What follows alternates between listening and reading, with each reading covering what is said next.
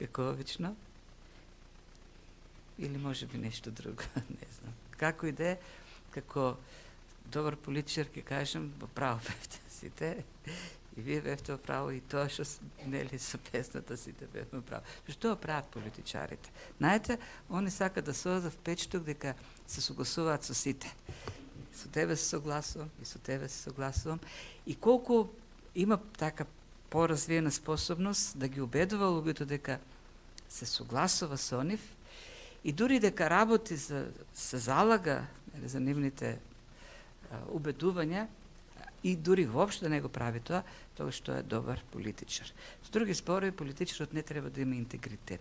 Тој треба едноставно да ги убедува луѓето, да создава впечаток дека е со нив, дека се доближува до нив. Како раковите. Сите животни, кога одат напред, се доближуваат до нешто, а кога одат назад, се оддалечуваат. Меѓутоа, ракот може да оди напред и назад, и дури кога се доближува до нешто, тој пак може назад да оди да се доближува. И никош не знаеш дали неговото оди напред или назад означува доближување или оддалечување. Така и со политичарите. Тие секојаш создаваат впечаток дека се доближуваат, а и дури кога одат назад, исто така се доближуваат. Интегритетот треба да биде важен за секого, и за политичарите, но особено треба да биде важен за христијаните. А интегритет значи да се стои на убедувањата, да се стои на да се истрае во насоката која се исповеда дека е вистинска, да се држи до вистината, без да се прави компромис. Тоа е човек со интегритет. И тој компромис тој интегритет останува и во однесувањето, кој треба да биде соодветно на верувањето, а и во зборењето кој треба да одговара на вистината. Но залагање постојано за вистината. Не се прави компромис со вистината, нити преку учењето, нити преку живењето. Меѓутоа, за жал, живееме во време во кое што денеска не се бара толку интегритет, колку што се бара угодување, така да кажа, доближување до сите ставови. И христијаните не се исклучок во тој поглед, а компромисот со верата, всушност компромисите кои што се прават како христијани, не само што го рушат интегритетот на личноста како христијанин, уште повеќе го рушат интегритетот на самото слово, на жртвата што Христос ја изврши на крстот. Бидејќи губењето на интегритетот како личности значи и сомнеш, тоест разводнување на сведоштвото. Значи веќе губење на интегритет на самото учење и самото дело што Христос го изврши за нас. И затоа е многу важно, заради тоа дело што Исус го изврши, да останат тоа дело со целосниот интегритет, е неопходно ние како христијани да имаме интегритет. Да устоиме во тој интегритет дури и кога сме под притисок. И пак ќе кажам, сите ние како луѓе го имаме тоа во себе вложено, вградено, да им се допаднеме на другите. Сакаме да им се допаднеме. Сакаме да не прифатат, да се доближиме до другите.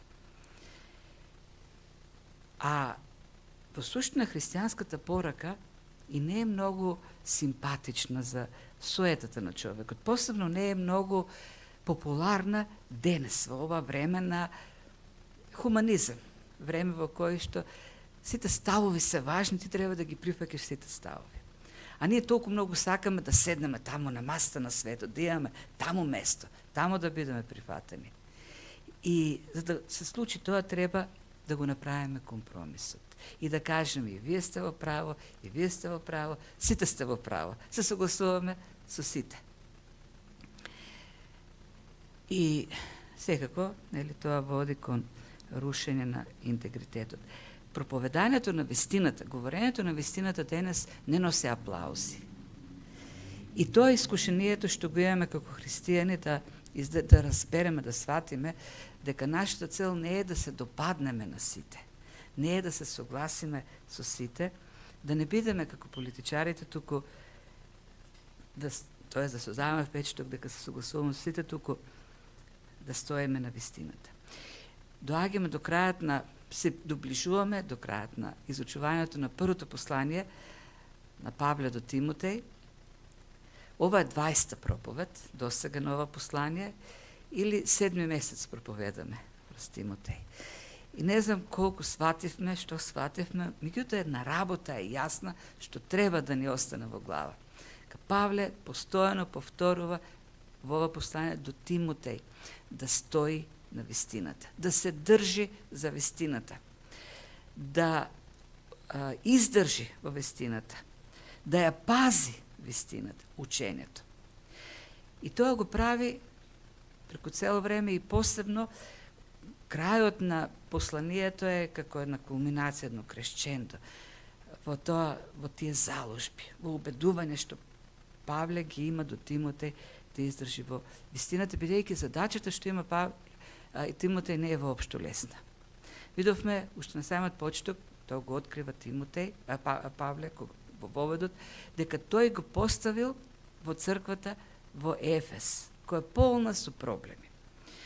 После ослободувањето на Павле, тоа 2-годишно заточеништво во Рим, очигледно дека прави нова турнеја кон азиските цркви, оди во Ефес, заедно со Тимотеј, и таму, пред да замене во Македонија, да ги посети црквите во Македонија, го поставува Тимотеј како човек кој треба да се пребори со проблемите. Црквата во Ефес е создадена за време на третото патување на Павле во мисионерско патување, кога тој 3 години останува во Ефес. За тие 3 години тој утврдува црквата и основа ја утврдува. Поставува старешини. И пред заминување ги предупредува старешините дека некој од нив ќе отидат во ерес, ќе го напуштат вистинското учење. И други ќе дојдат со ерес. И навистина тоа се случува после 5-6 години, знаеме колку време поминува. 2 години поминува Павле во Ерусалим во затвор, потоа уште 2 години во Рим и сигурно има некакви паузи во меѓувреме. И после 5-6 години црквата во Ефес е во очајна ситуација. Лажни учители се вгнездиле и ја довеле црквата, се појавиле и учења такви за, гледаме какви секакви девијации, за тоа дека жената може да поучува во црква, и Павле Велики забранува на жената да го прави тоа, како и да. Многу конфликти, многу спорови, многу, како што неколку пати Павле вели, безсмислени расправи.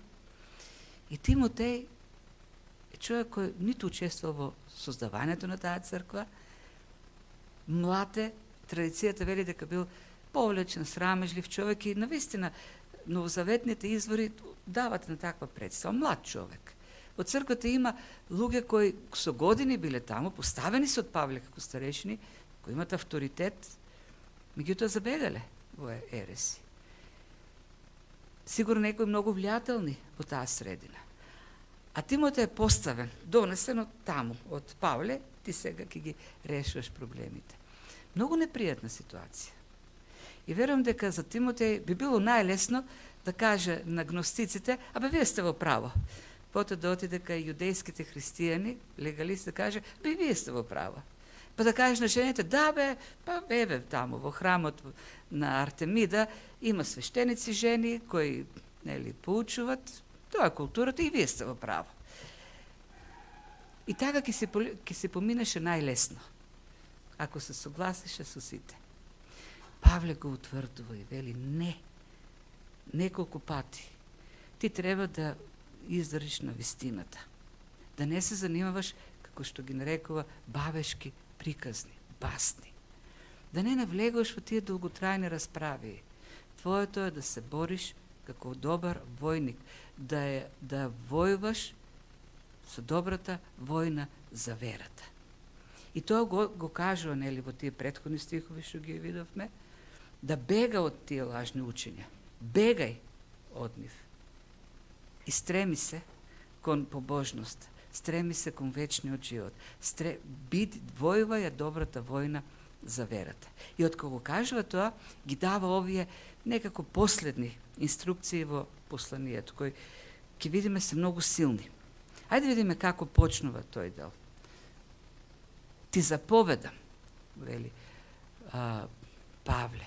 И тој збор, неколку пати веќе го сретнавме, многу силен збор.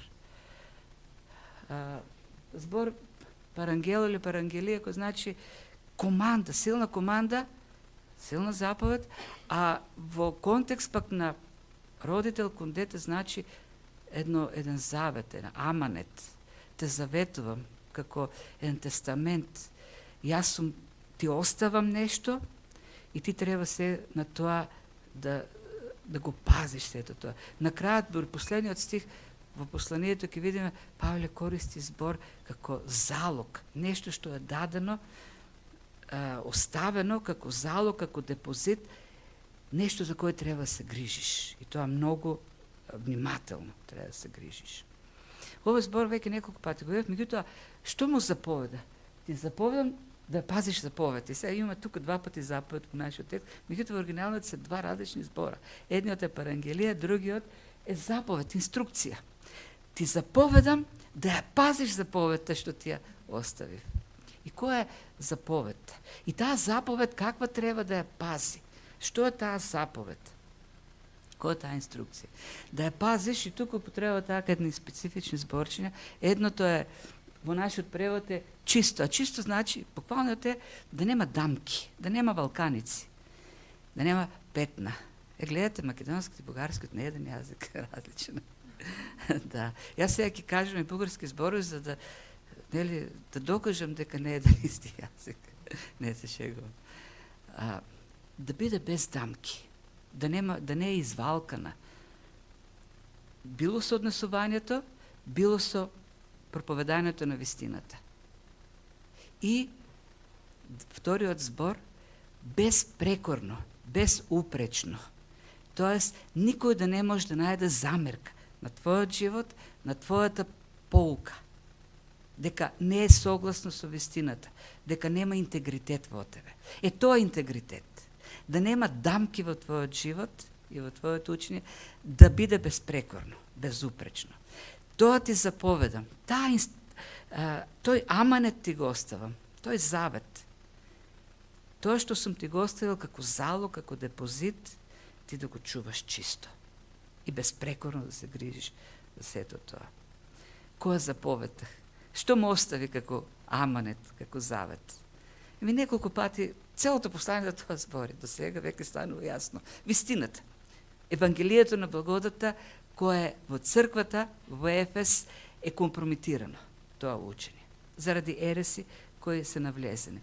Тој збор, до сега го сретнавме неколку пати, уште на самиот почеток, Павле вели, како што на тргнување за Македонијата молев да останеш во Ефес, да им заповедаш, и тука тој збор, команда силна, јас се го давам тој авторитет како апостол и те поставам како представник, имаш апостолски легат овдека, ополномошно од мене, да им заповедаш да не проповедаат друго учење. Или понатаму, во истата таа 18 глава, ти давам, чедо оваа заповед, ти ја предам. Повторно тој збор, силен збор. Според пророштвата, кој прво тебе те посочи, што ти заповедам? Да се бориш како добар војник. Пази на себе и учењето, продолжува во 4 глава, на себе пази и на учењето. Пази на себе како живееш како христијанин, и сеќавате на тој текст беше само пред 2 месеци, тоа беше текстот за дисциплината, духовна дисциплина. Посветен една здрава духовна дисциплина на словото, на верата, на учењето, на молитвата. И биди истраен во тоа. На себе и на учењето. И во 6 и во 20 стих, тоа следниот пат ќе го разгледуваме, вели, пази го она што ти е предадено и повторно бегај. Неколку пати и во второто послание ќе видиме, бегај од некои работи.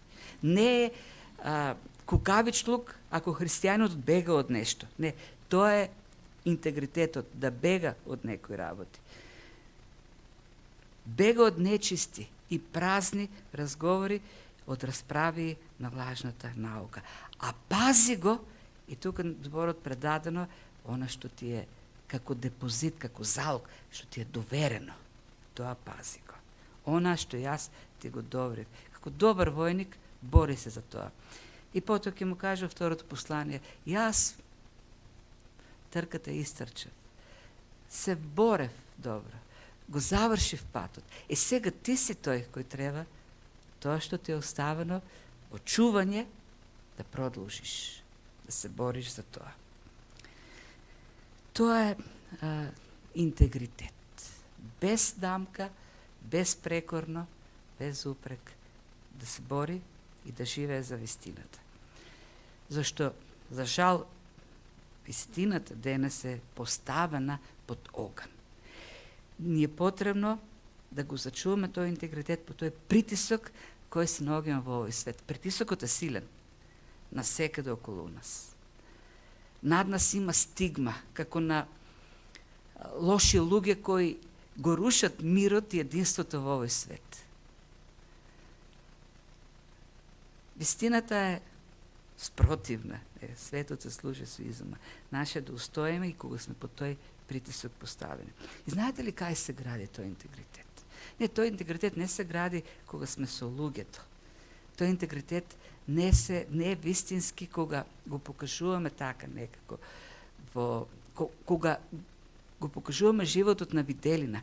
Не, тој интегритет се гради внатре. Тамо каде што никој не гледа. Ако ние немаме интегритет, тоест верност на Бог, на Словото, во нашето однесување кога сме надвор од погледот на луѓето, ние немаме вистински интегритет и кога сме изложени пред очите на луѓето. Тука нели сме сега собрани, имаме пријатни лица и климаме со главите, меѓутоа никој од нас не знае што е во срцето на човекот. Какви мисли може поминуваат за оние што се околу него? Интегритетот, вистинскиот интегритет се гради таму, во самотијата меѓу човекот и Бог. Кај што Бог гледа се. Знаете кај се градат основите на интегритетот?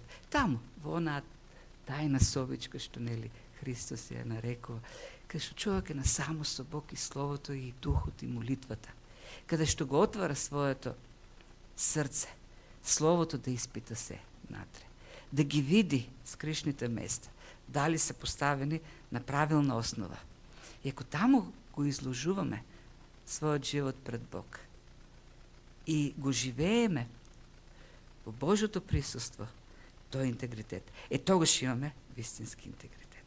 Не само кога ќе ставиме насмевка на лицето и ќе се представиме пред луѓето.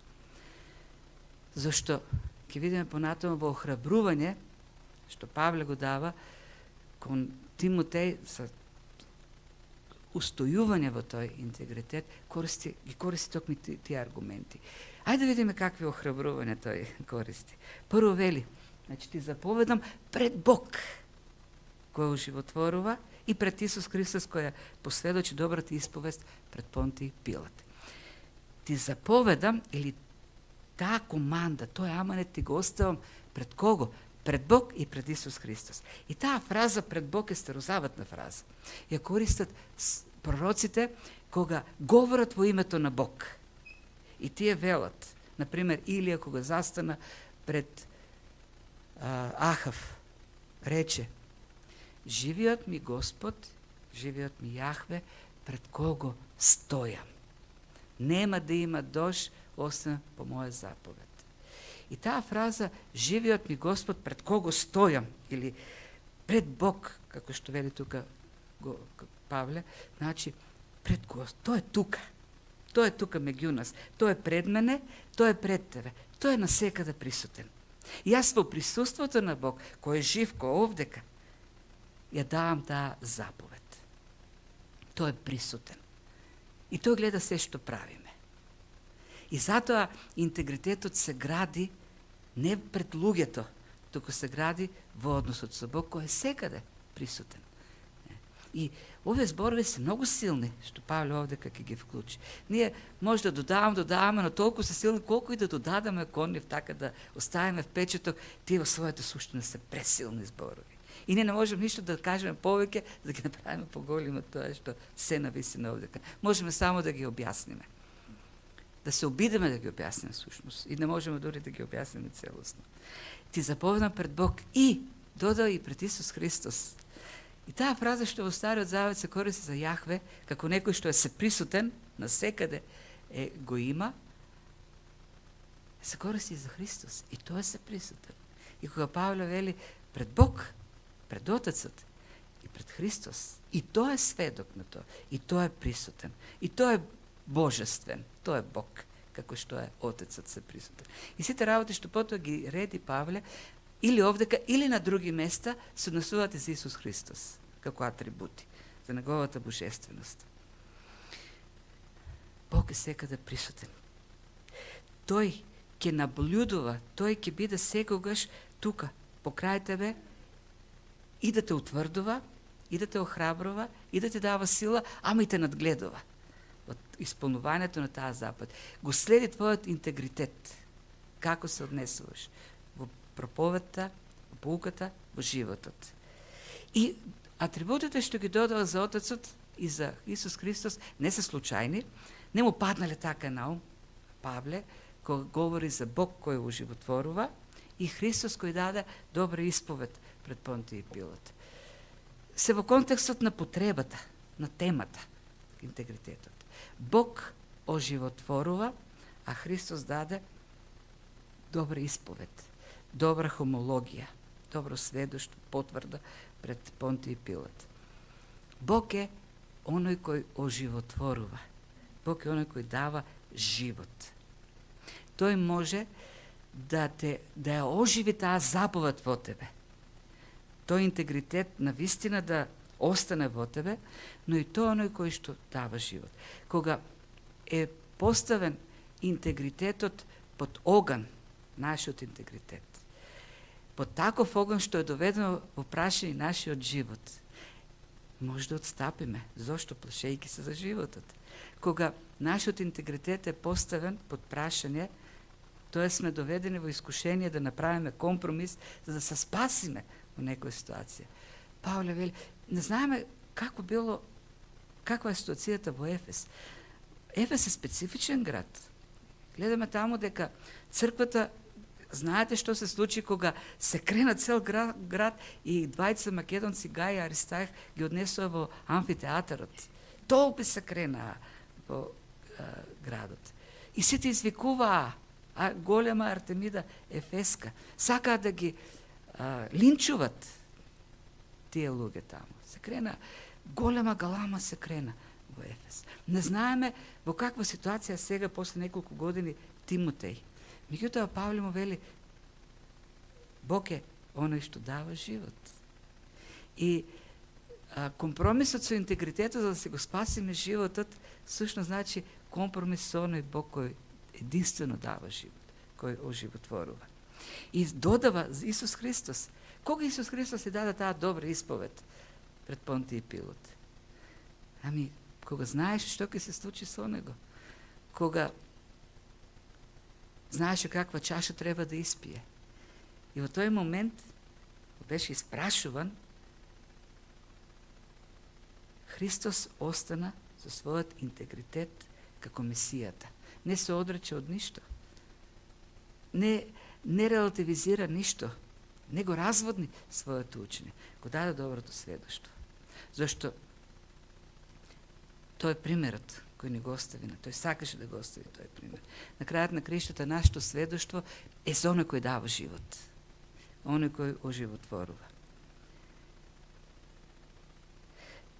Тој, Богот кој оживотворува, во неговото присуство, кој е насекаде, ние го живееме тој живот на интегритет. И продолжува да ја запазиш, заповедта чиста и безпрекорна, се до доаѓањето на нашиот Господ Исус Христос. И сега тука преводот не е најдобар, треба да биде која тој ќе го открие во неговото време. И тоа е како дополнителен аргумент за држењето на интегритетот. Христос е присутен, меѓутоа секаде духовно, но тој ќе дојде. Тој ветил дека ќе дојде. Тој им рече на учениците, разгледуваме молитвата во 17 глава на Јован Првосвещеничката, која е како едно повторување на она долга проповед или лекција што им даде на учениците последната вечер, од вечерата што имаше пасхалната, па потоа во некој таму друго место, па потоа кај потокот Кедрон и на крајот во Гециманската градина. И основната тема таму, јас пак ќе дојдам. Јас заминувам, но меѓутоа вие треба да останете во верата. Нема да ве оставам сираци. И пак ќе дојдам. Заминувам за да ви приготвам место во домот на мојот Отец. И во молитвата тоа го повторува неколку пати, дека ќе дојде пак. Христос ќе дојде. И тој факт дека ќе дојде, и бавењето тоа што 2000 години го нема, не е некаква неспособност на Бог. Така завршува Павле. Во времето кое Бог ќе го открие, во точното време тоа ќе се случи. Бог си има време кога да го открие доаѓањето на Христос. Нам ни е непознато. И кога учениците во последните минути што ги имаа со Христос, пред да се вознесе во Ерусалим, го прашаа кога ќе биде часот, Христос им рече, не е ваше да го знаете времето и часот. Не е ваше да ги знаете времината или часот, што Отецот ги поставил во своја власт. Но што е ваше? Ќе примете сила од Светиот Дух, кој ќе слезе на вас и што? Ќе ми бидете сведоци. Во Ерусалим, цела Јудеја, Самарија, се до крајот на светот. И тоа доаѓање на Христос, што го очекуваме, една мотивација, повеќе, да останеме во верата, како сведоци. Раната црква е многу посветена на исполнување на таа заповед, да бидат сведоци на Христос, насекаде. Но знаете ли, така велат историчарите, кој е клучниот фактор што ги прави тие луѓе толку посветени на сведоштвото на Христос? Ами нивната вера дека Христос ќе дојде секој момент. Раната црква верува дека Христос навистина ќе дојде секој момент. Денес се будам и очекувам Христос да дојде. И така живеела раната црква. И била посветена на сведоштво, зашто сакала, кога Христос ќе дојде, луѓето христијаните верувале дека кога Христос ќе дојде, ќе ги најде во служба, како сведочат за Христос. Во интегритет, без отстапки од верата, без да прават некакви компромиси. Зашто Христос секој момент може да дојде. Ние денес, после 2000 години, сме го загубиле тоа очекување. Се велиме, тој 2000 години е дошол, кој да може после 2000 години ќе дојде? Така да, што правам денес и не е толку важно. Христос нема да дојде секој момент. Не знаеме. Вели, никој не го знае. Но тука Павле тоа го дава како аргумент. Ти треба да бидеш, им вели, ваше да сведочите, ваше да бидете посветени. На Тимотеј му вели, ти треба да ја пазиш заповедта што ти ја дадов. Да ја пазиш, зашто Христос доаѓа. И тоа треба да те поттикнува. Има едно славно доаѓање на Христос, кој е за нас, за да не одведе тамо каде што е тој сега. Затоа, и тоа е дополнителен мотив, кој ќе дојде да не затекне без дамка, да не затекне безпрекорни во вршењето на таа негова заповед. И продолжува и кажува сега во продолжение, значи во времето кој тој ќе го открива на доаѓањето, кој тој ќе го открива на неговото време, и сега дава атрибути, многу така силни атрибути. Кој е тој што ќе го открие времето? Дава атрибути за Бог. И вели, блажениот, тоа е првиот збор што го користи за Бог. Блажениот. И овој збор е многу силен збор. Макариос, кој значи доволен, полн, исполнет. Полнота има во него. Ништо не му недостига. Исполнет, радосен, самодоволен. Тоа е зборот. Знаете, ние многу пати знаеме, кога ќе се случи нешто што сме го посакувале и сме копнели, кажеме, сега ми е полно срцето. Сега сум задоволен. Сега дури можам, велат, многу пати и да си умрам во мир. Тоа е таа полнота. Што кај човекот не е полнота. Зашто, знаете дека блаженството, и затоа тука и самата форма е како ексклузивитет, тоа е блажениот. И нема друг блажен. Тоа е блажениот. Само Бог може да биде блажен. Зашто Бог, само тој има полнота, совршенство. Ако нешто ти недостига во животот, ти не можеш да бидеш блажен. Тоа е вистината. Единствено Бог е оној на кој што ништо не му недостига. Тој е совршен во се. И дури кога ние правиме некои работи кои не се угодни на Бог, и Библијата пишува дека го жалостат или го гневат, тоа се пак антропоморфизми. Не може Бог да биде, да го загуби блаженството. И да веќе да му не достига нешто поради нашата постапка. Тој секогаш е блажен. И сум слушала јас, во проповеди некој знаат да каже, Бог го созда човекот да има со кого да ја споделува својата совршена љубов. Не. Ние не му требаме на Бог за тој да ја споделува неговата љубов. Тој од секогаш бил блажен. Тој од секогаш бил доволен. Во неговата божествена множеност, сложност, во Троицата, од секогаш и за секогаш ќе има совршено општење, совршена полнота на секаков однос. Тоа што по благодат, по љубов Бог решил и нас да не вклучи во тој божествен живот, е само благодат кон нас. Не му треба тоа на Бог. Тој е блажен. И еден човек може да биде блажен само во односите со Бог. Кога тој ќе свати, да се вратиме на проповедта на Христос на планината за блаженството. Првиот услов човек да биде блажен е да свати дека не е блажен, дека е беден, сиромашен. Ништо, тоа е никој ништо. И само во врската со Бог може да биде блажен. Блажен е бедниот по дух. Оно што ќе каже, никој сум јас и само Бог ми треба. Во Бог имам се. Бог е мојот пастир и ништо не ми недостасува. Имам полнота. Го имам Бог, имам полнота во се. Имам блаженство. И зошто му го кажу сега тоа Павле на Тимотеј? И токму тоа. Твојот интегритет со Бог е најважен. Зашто ништо друго нема да ти донесе блаженство. Да, ние се обидуваме да ги привлечеме луѓето, да ги задоволиме луѓето.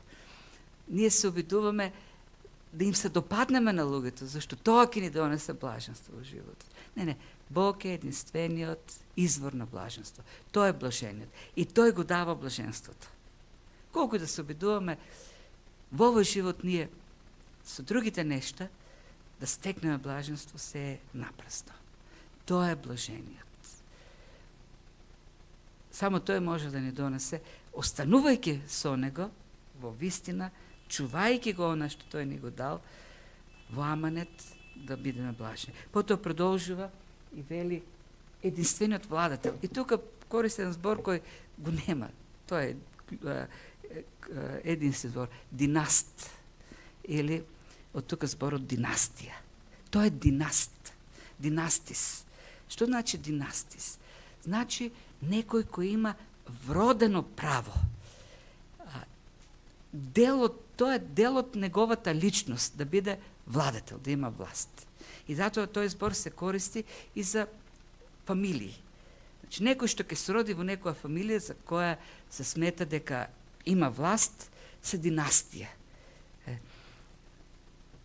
Порано, кога имало такви поделби во феодално револуцијско општество, луѓето верувале дека аристократијата, господарите, не се како обичните луѓе.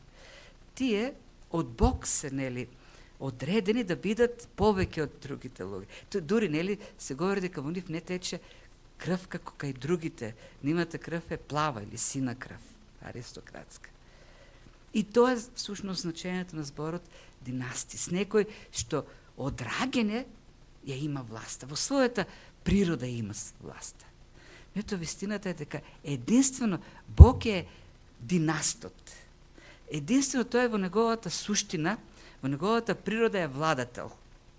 Секоја друга власт што има некој човек е изведена од Божјата власт. Добиена е од него. И затоа нема, вие познавате вечна човечка династија во историјата? Нема таква. Да, имало фамилии што управувале. И сега има фамилии, можеби, кои управуваат, кои имат. И нивните деца се владетели по самото раѓање. Меѓутоа и тие ќе исчезнат, како што исчезнале сите досега династии. Само Бог е оној кој управува со се. Како Навуходоносор се воздигна најголемата империја во светот, се возгордеа и што го направи Бог? го направи диво животно, го симна на најниското можно ниво, за да свати дека единствено Бог е владетел и само тој дава власт.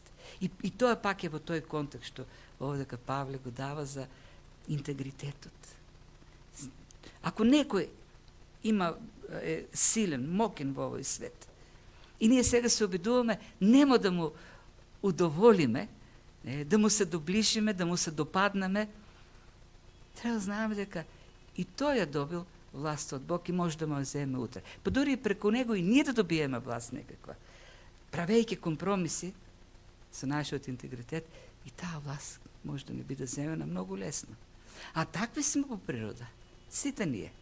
До еден. Сакаме да се допаднеме на оние што имат авторитети. Сигурно и Тимотеј во црквата во Ефес го имал тој проблем.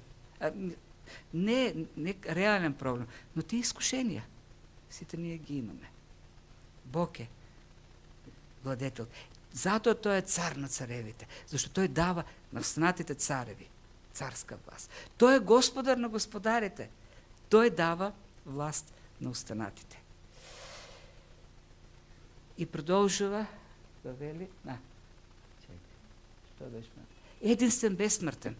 И овдека не е придавка или прилагателно. Тука во оригиналниот текст е именка. Тој е единствениот што има, поседува бесмртност. Тој ја поседува бесмртноста како посед, како собственост и може да ја дава, но не на кого што сака. И може некој да не загрози во животот, да не заплаши, да го постави под ризик нашиот живот заради нашиот интегритет, но на крајот на краишта Бог е тој кој што дава живот, бесмртност. Тој е бесмртниот, единствениот бесмртен. Не. И живе во непристапна светлина, која никој од луѓето не ја видел, ниту може да ја види. И тука веќе доаѓа кулминацијата. Тој е толку голем, толку славен. Неговата слава е толку над нашата, над она што било кој тука на земјата може да ни понуди, што тоа дури не можеме да го сватиме. Надворе од нашите разбирања. Неговата светлина, неговата слава, неговата суштина е толку недостапна за нас, што дури не можеме и да ја предпоставиме. Целосно недостапна за нас. И затоа нели раните отци на црквата говорат за Бог како за темнина. Тој е светлина. Но за нас е магла, нејаснотија, темнина. Зашто е недостапна Божјата светлина за нас. Колку да се издигаме, ние пак не можеме да ја видиме. Зашто сме ограничени. Ние сме во соограничен ум. Колку што небото од земјата е оддалечено, толку и Бог и неговите мисли, неговата природа се е оддалечено од нас. Ние можеме од преку Словото да градиме генерални представи за Бог. Но тие се толку, нашите представи, толку далеко од вистинското совршенство на Бог. Зашто тоа е недостапен. И зборот недостапен тука е токму тоа познавање, да видиш. Зборот да видиш значи да го познаеш, да го разбереш, да го сватиш. Далеко од нашето сваќање. Библијата, Словото на Бог, е најсовршената форма на откровение кој Бог може да ни даде, но кој е далеко од неговото совршенство. Вистинско. Најсовршената во можностите кои човечкиот ограничен ум може да свати, да има. И дури и кога ќе бидеме ослободени од таа земна физичка ограниченост и ќе бидеме на небото, вечноста нема да ни достига, нема да ни е доволна да растеме во сваќањето, во разбирањето на таа божествена слава.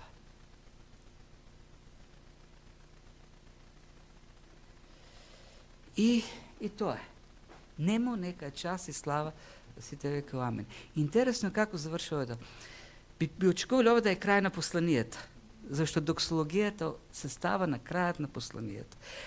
Павле решава да направи исклучок овдека. И крајот на посланието, доксологијата да ја стави овдека, кога ги дава овие охрабрувања на Тимотеј да остане во верата. Интегритетот што го има. Зошто на крајот тој ќе говори за тој залог, оно што ме оставено во доверие. И сака со тоа да заврши. Крајот е многу остар, многу нагло завршува посланието. Зашто сака последните зборови што ќе ги прочита Тимотеј да бидат најсилните зборови. Чувај го тоа. И така завршува. Ништо повеќе. Благодатта нека сите вас. А доксологијата е малку порано. Тоа е тој текст за интегритетот.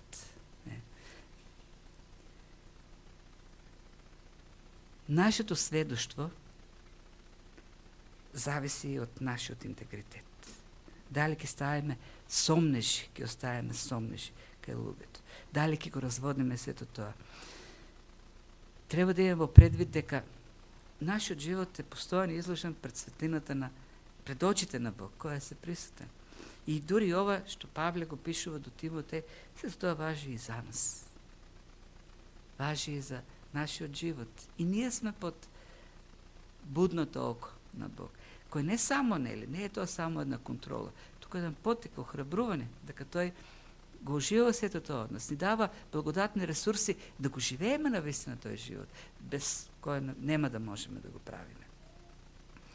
Треба се стремиме. И тоа, овде Павле говори на свесност за сите тие работи. Ние треба да имаме свесност, да градиме како христијани во нашите умови свесност дека тој се присутен, дека тој е владиката, тој е владетелот, тој е безсмртниот, тој е славниот. И дека што е да правиме на земјата, ништо не можеме да постигнеме. Ако не сме во тоа единство, ако не сме во тоа интегритет. Така да, ако го правиме тоа, со неговата благодат, ние ќе сме во друштвото на Тимотеј. И на сите тие свети, за кои читаме во Словото и во историјата, го прославиле Бог, сведочејќи ја добрата исповед, како што и Христос посведочи пред Понтиј Пилат. И така, само така, ќе живееме со интегритет, дури и кога сме под притисок, дури и кога сме под оган, кога лесно може да подклекнеме. Владетелот, блажениот, царот на царевите, оној што оживотворува, оној што поседува безсмртност, ќе не држи во секоја ситуација. Нека Бог навистина ни помага да го живееме тој живот. Па да се молиме. Татко Небесен, ние ти благодариме за овие зборови, навистина, кои ти ги откриваш за нас, не ги криеш. Ти не си мистериозен Бог. Да, ти си во една недостапна светлина, но ти си Бог кој бараш начини, кој откриваш начини како да ни се откриваш. И ние ти благодариме за Словото што си ни го оставил, кое е доволно јасно за нашиот ум, да разбереме кој си и да се посветиме на тебе. И ние ти благодариме уште повеќе за силата на Духот во нас, кој го уживува тоа Слово, кој преку него не променува, не зајакнува, не доближува уште повеќе до тебе и не поттикнува да се стремиме кон сето тоа. И се молиме навистина, нека тие зборови се втемелуват во нашето срце, се вкоренуват се подлабоко во нас, за да бидат средството, силното средство преку кое ќе живееме. Нека тоа Слово не подсетува, не охрабрува и ни дава сила. Во моментите, во ситуациите кога сме искушувани, да не направиме компромис со Словото, да остане нашиот живот чист, без дамка, безпрекорен до Твоето доаѓање. Се молиме за Твојата црква, Господи, држи ја здрава, чиста, без дамка. Држи ја, Господи, во здравото учи, не дозволи Твојата црква да прави компромис со светот, но да биде навистина столб и потпора на вистината, како што Павле му пишува на Тимотеј. Зашто нема друг столб и друга потпора и друг темел на вистината во овој свет освен Твојата црква. Затоа се молиме, Господи, држи ја црквата здрава, вкорената во вистината, за да биде сила која ќе ги надвладува, која ќе ги руши вратите на пеколот и ќе освојува царство за тие врати, Твое царство. Во името на Христос се молиме.